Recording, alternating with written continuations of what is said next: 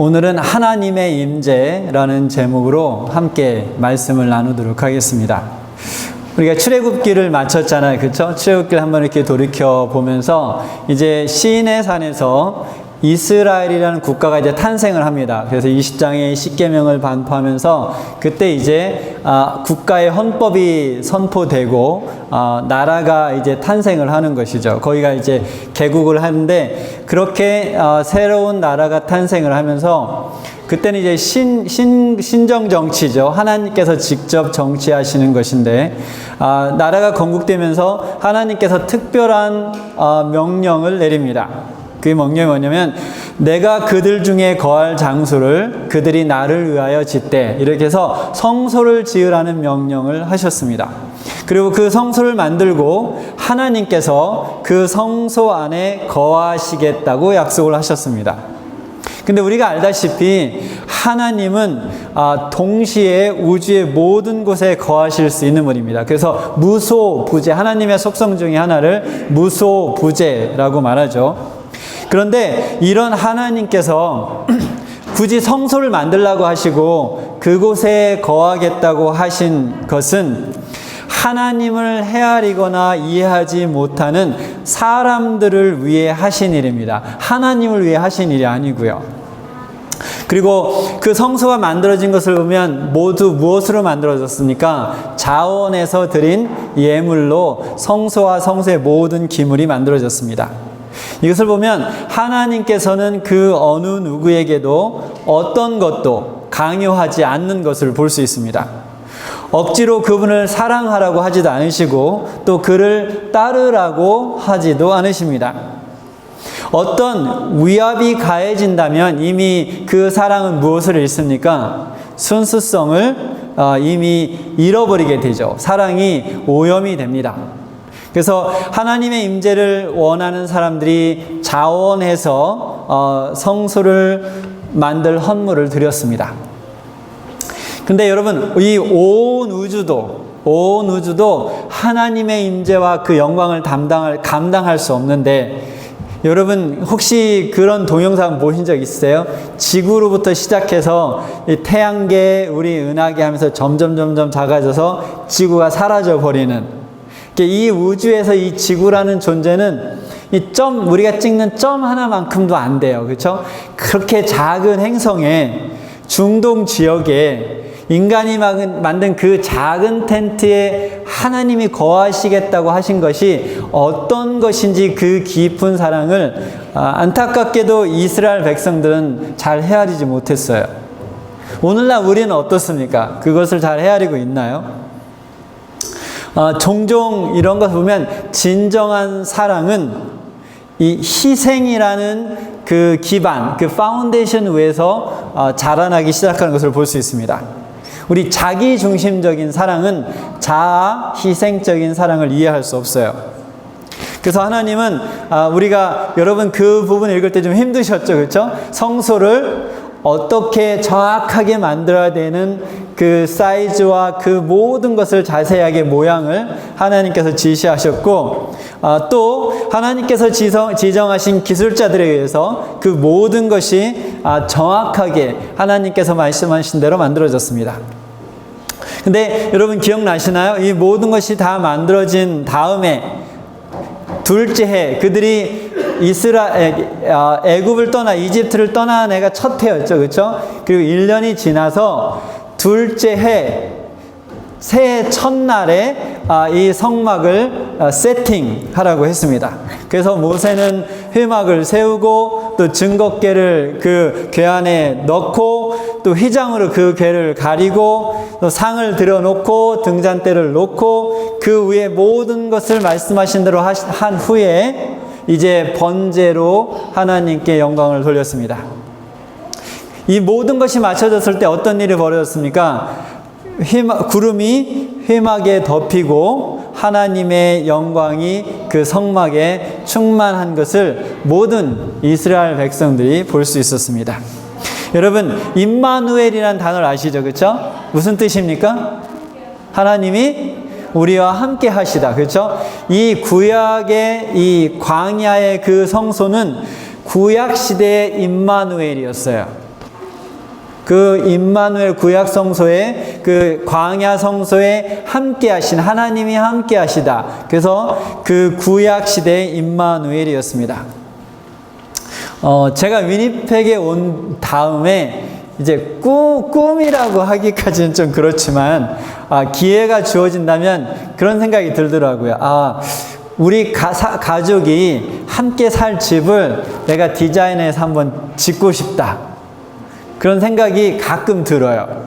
근데 여러분, 그 사랑하는 가족이 함께 살 집을 디자인하고 그 안에 어떤 가구들을 놓을지 고르고 하는 일이 신나는 일일까요? 아니면 지루한 일일까요? 예, 엄청 신나는 일일 것 같지 않아요? 그렇죠? 네, 엄청 신나는 일인데 아마 출애굽기를 읽으면 좀 아까 말씀드렸지만 출애굽기를 읽으면서 이제 성소가 나오기 시작하면서 힘들다. 그런 생각을 많이 하셨을 것 같아요.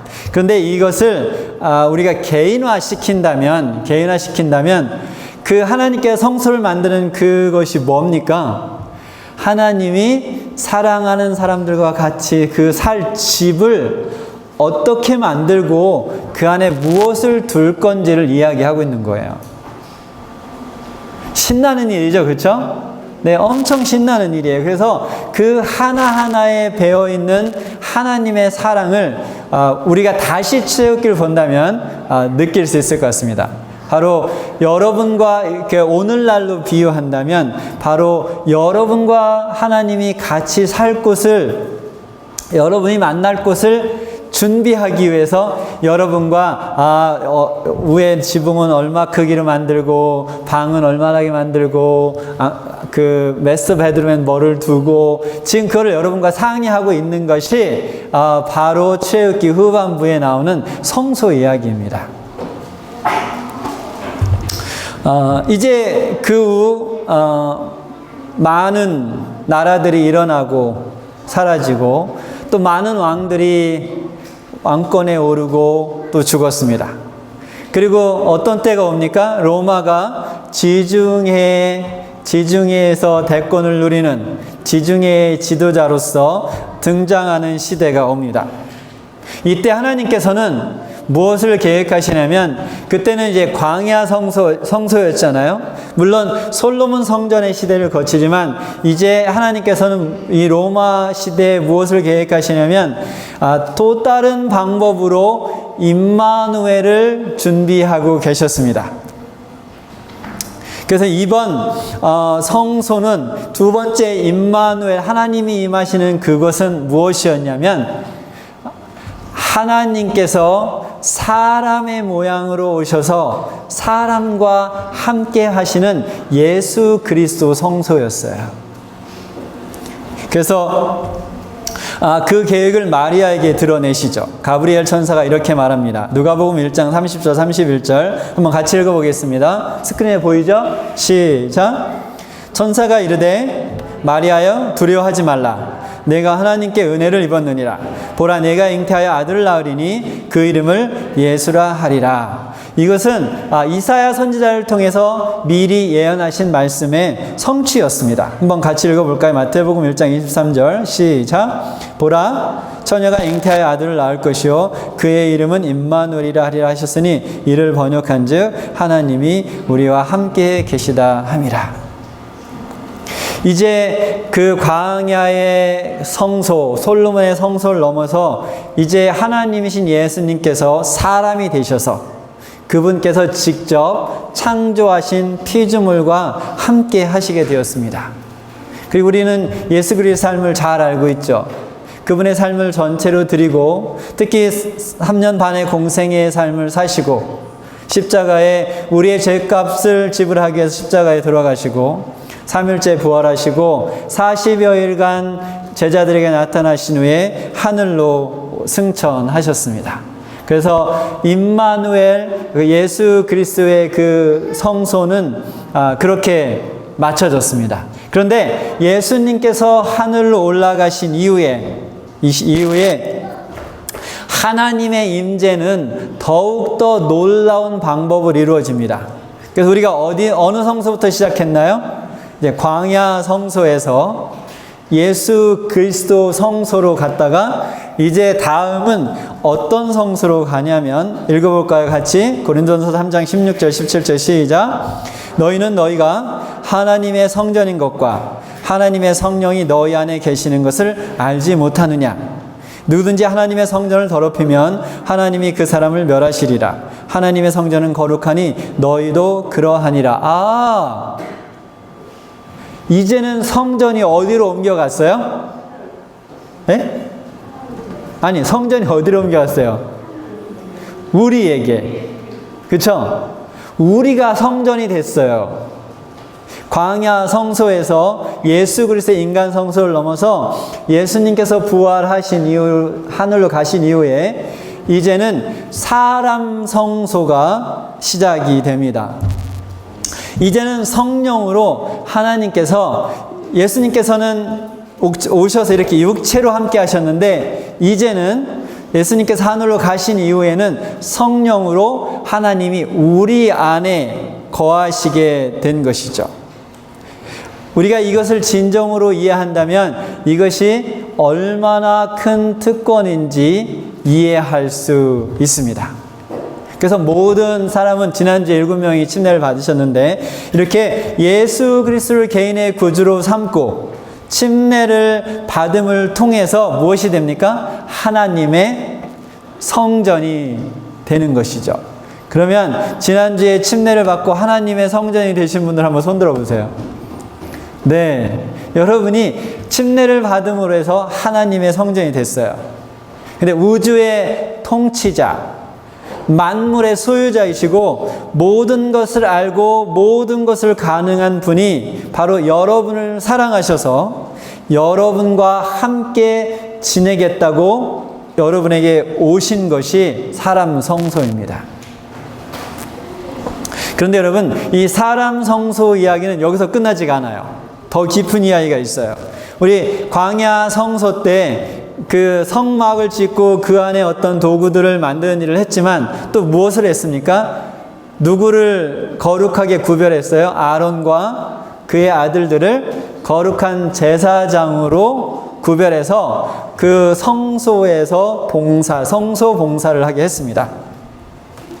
그래서 그들은 등잔에 불을 계속 불이 타오도록 하고 향을 피우고 떡을 진설하고 제물을 드리는 일을 했죠. 그 외에 성소에 모든 봉사를 했습니다. 근데 여러분, 성경은 우리 몸이 하나님이 거하시는 하나님의 성전, 성령의 전이라고 말하고 있을 뿐만 아니라 우리를 뭐라고 불러요? 우리를 제사장이라고 부릅니다. 한번 같이 읽어볼까요? 시작. 너희도 산 돌같이 신령한 집으로 세워지고 예수 그리스도로 말미암아 하나님이 기쁘게 받으실 신령한 제사를 드릴 거룩한 무엇이? 제사장이 될지니라 라고 했어요. 그래서 우리가 하나님의 성전이고 그리고 하나님께서 우리 안에 계시고 우리는 제사장으로 우리 안에 계시는 하나님을 섬기는 직분을 갖게 된 것입니다. 근데 여기서 우리가 한 가지 의문이 생길 수 있어요. 광야 성소나 솔로몬 성전에는 무엇이 있었습니까? 그 안에 성소 도구들이 있었죠. 그렇죠? 등잔이 있었고 향단이 있었고 떡상이 있었고 번제단이 있었고 그런 것이 있어서 증거궤가 있었고 그렇죠? 그런 것이 있어서 그곳에서 봉사를 했어요. 그렇다면 우리 인간 성소에 오신 하나님께 우리가 어떻게 봉사를 할 수 있습니까? 그렇죠? 그런 생각이 들 수 있죠. 먼저 성소 안에 진설됐던 떡을 한번 생각해 보겠습니다. 그 떡이 몇 개가 올라갔나요, 거기에? 12개가 올라갔어요. 이것은 무엇을 상징할까요? 이스라엘의 12지파를 상징하죠. 그래서 떡은 뭡니까? 우리의 육신의 양식이에요. 그래서 하나님께서 출애굽기에 보니까 그들이 여행하는 동안 광야를 걷는 동안 하늘에서 무엇을 내려주셨어요? 만나 먹을 것을 내려주셔서 그들을 공급하셨어요. 근데 광야에서뿐만 아니라 이스라엘 모든 역사 속에서 그들이 하나님과 함께 있을 때 하나님께서는 그들의 공급자이셨습니다. 그들을 돌보시고 먹이시는 하나님이셨어요. 하루는 예수님께서 이렇게 말씀하셨습니다. 마태복음 6장 31절 32절을 보면 그러므로 염려하여 이르기를 무엇을 먹을까 무엇을 마실까 무엇을 입을까 염하지 말라. 이는 다 이방인들이 구하는 것이라. 너희 하늘 아버지께서 이 모든 것이 너희에게 있어야 할 줄을 아시느니라. 이 말은 무슨 말입니까? 이제 여러분이 침례를 받고 그리스도인이 되면 여러분이 인간성, 사람 성소가 되면 먹고 사는 것을 걱정을 안 해도 된다는 거죠. 여러분 먹고 사는 거 걱정이 되나요? 네, 되나요? 그렇죠? 근데 이제는 안 해도 돼요. 안 해도 돼요. 이 말은 물론 아무것도 안 하고 그냥 빈둥빈둥 놀아도 된다는 말은 아니고 하나님께서 말씀하신 대로 살면 먹고 살 문제로 근심하고 염려하고 걱정할 필요가 없다는 것이죠.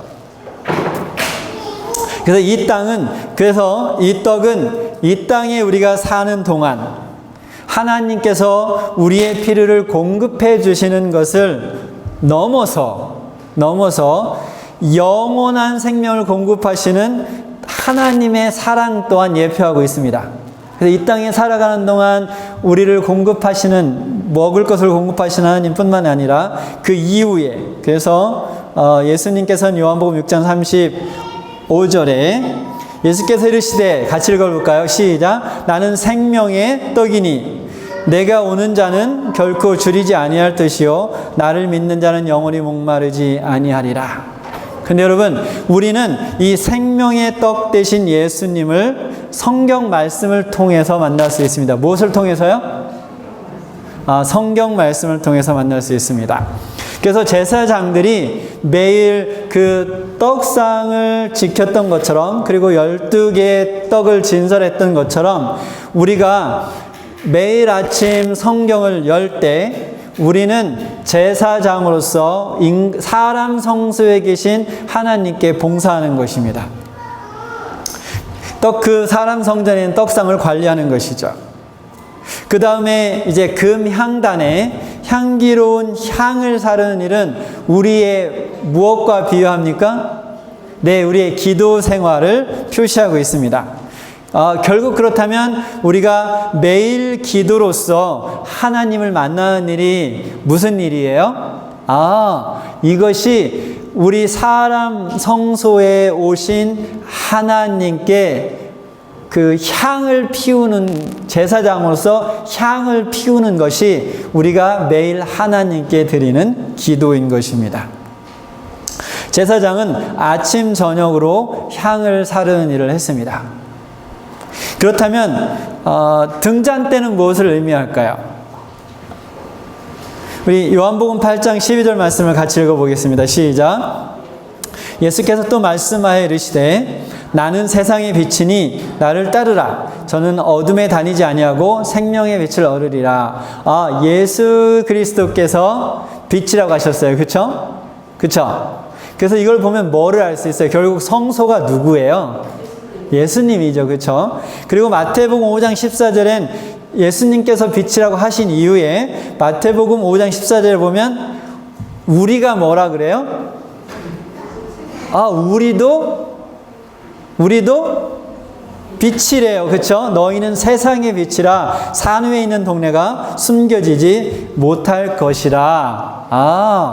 그렇다면 결국 우리가 하나님의 말씀을 보고 하나님께 기도 생활을 하면, 그렇게 우리 안에 계신 하나님께 제사장으로서 봉사를 하면 사람들이 우리를 만나면 누구를 만나요? 그래서 사도 바울이 나는 죽고 누가 내 안에 살았다 그래요? 그리스도가 살아있다고 하죠. 그래서 우리가 말씀을 보고 기도하는 생활을 하면 사람들이 저를 만나면 김덕수를 만난 것이 아니라 누구 안에, 제 안에 계신 예수님을 만남으로써 빛을 전하는 삶을 사는 것이 바로 사람 성소의 제사장으로서의 삶의 모습인 것입니다.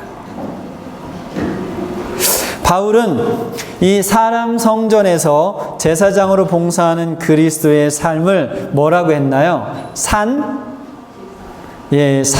제물이라고 표현했어요. 우리가. 이거 산 제사죠. 그렇죠? 산 제물로 산 제사를 드리는 겁니다. 우리가 거기에 보니까 이 광야 성전에서는 무엇로 제물을 드렸습니까? 짐승을 잡아서 제물로 드렸죠. 그런데 이 사람 성전에 와서는 우리의 거룩한 삶이 매일 하나님의 말씀을 묵상하고 기도하며 그것을 전하는 삶 자체가 성소에서 드리는 번제가 되는 거죠. 근데 죽는 것이 아니라 예수 그리스도께서 우리를 위해 돌아가셨기 때문에 우리는 더 이상 그렇게 피를 흘리며 죽지 아니하고 산 제물이 되는 거예요. 그리고 산 제사를 드리게 되는 것입니다.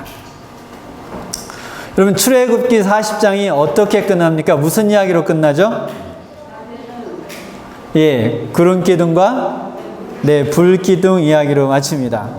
출애굽기 40장 36절부터 38절을 보면 구름이 성막위에서 떠오를 때에는 이스라엘 자손이 그 모든 행진하는 길에 앞으로 나아갔고 구름이 떠오르지 않을 때에는 떠오르는 날까지 나아가지 아니하였으며 낮에는 여호와의 구름이 성막 위에 있고 밤에는 불이 그 구름 가운데 있음을 이스라엘 온 족속이 그 모든 행진하는 길에서 그들의 눈으로 보았더라.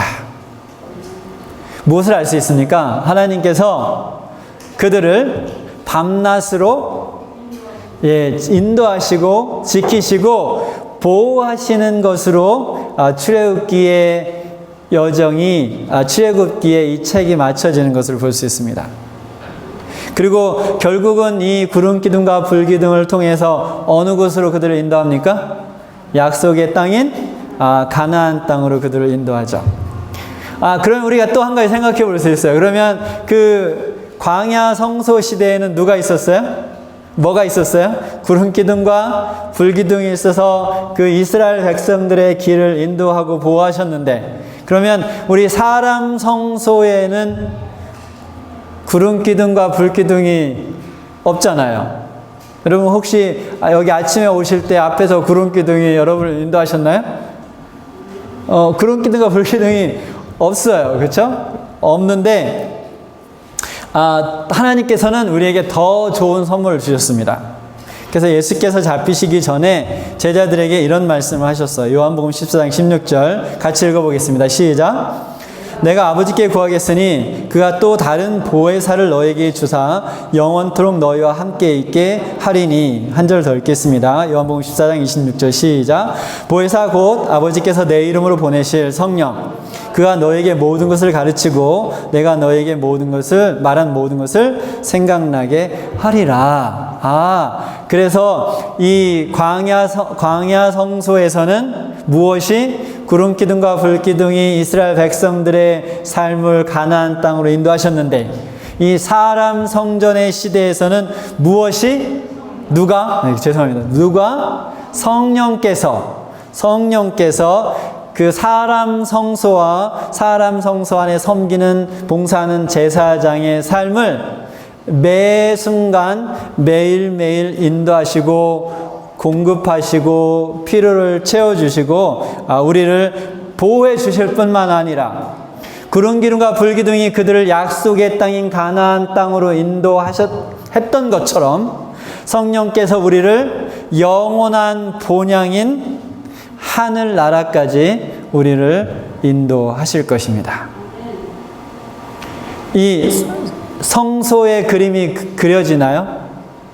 하나님께서 오늘 설교 말씀을 통해서 여러분이 무엇을 보셨냐면, 하나님께서 얼마나 간절히 그분께서 창조하신 그 우리와 함께 하시길 원하시고 그것을 이루셨는지를 오늘 성소의 변화 과정을 통해서 보았습니다.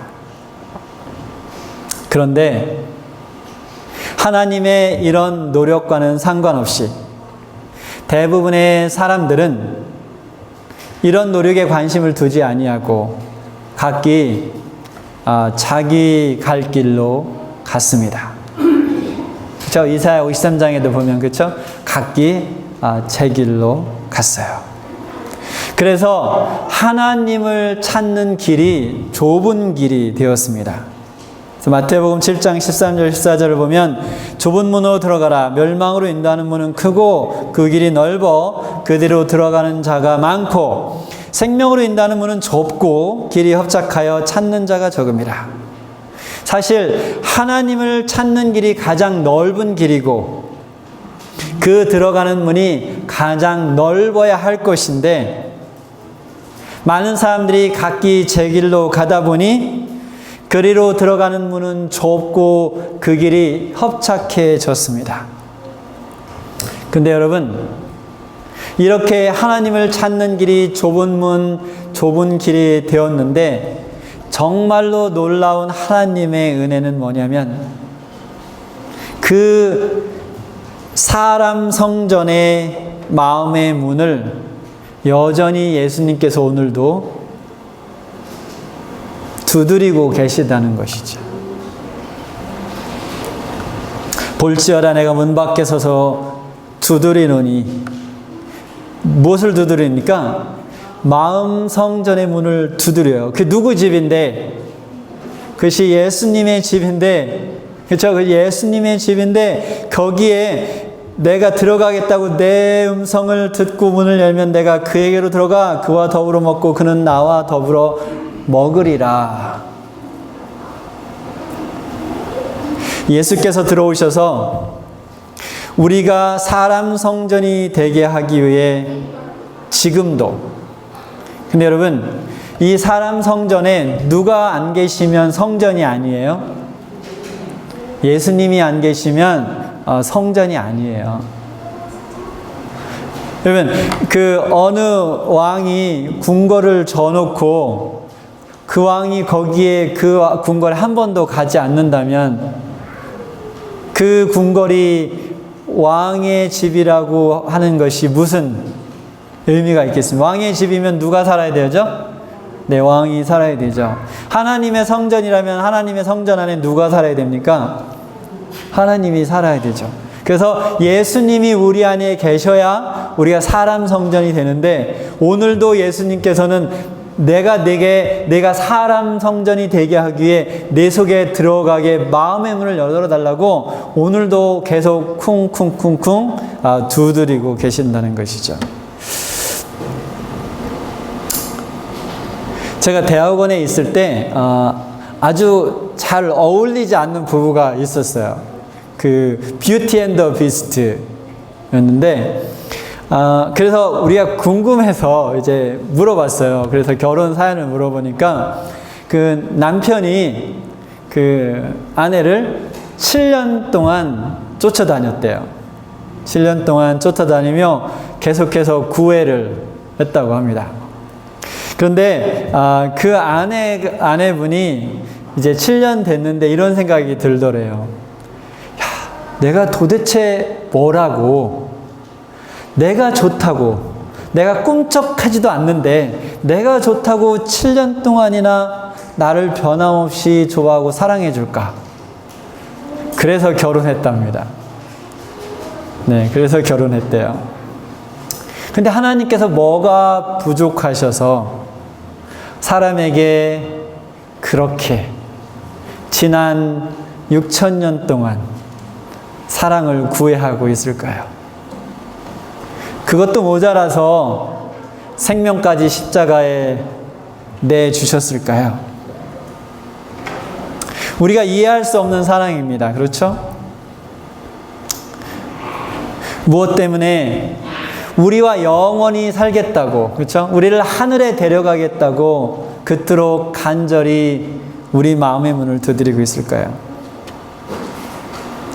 사랑하는 교인 여러분, 예수님을 마음 성전에 모시는 일은 매일 하는 일입니다. 제사장들이 그 성소에서 일주일에 한 번씩 봉사했나요? 1년에 한 번씩 봉사했나요? 매일 했습니다. 그렇죠? 이 인간 성소에 오신 예수님을 우리는 매일 우리 마음 속에 모셔야 합니다. 매일 아침 눈을 뜨고 여러분 생명을 느끼면, 그것이 여러분이 아침에 눈을 뜨고 여러분이 생명을 느끼고 호흡하는 것이 당연하다고 생각하지 마세요. 그렇죠? 그것이 공짜로 저절로 주어졌다고 생각하지 마시기 바랍니다. 그것이 당연하지 않은 사람들이 얼마나 많아요? 그렇죠? 오늘 아침에도 그것이 당연하지 않은 사람들이 많이 이 지구상에 있었을 것입니다. 우리가 생명을 느끼는 그 순간에 여러분께서 하나님께서 주신 그 생명을 느낄 때 그 의식으로 예수님을 여러분의 마음 성전에 모시기 바랍니다. 예수님, 저에게 생명을 주셔서 감사합니다. 예수님께서 주신 그 생명으로 오늘 이 시간 예수님을 제 마음 성전에 모십니다. 그리고 하루를 충실한 제사장으로 살길 바라면서 오늘 말씀을 마치겠습니다. 네.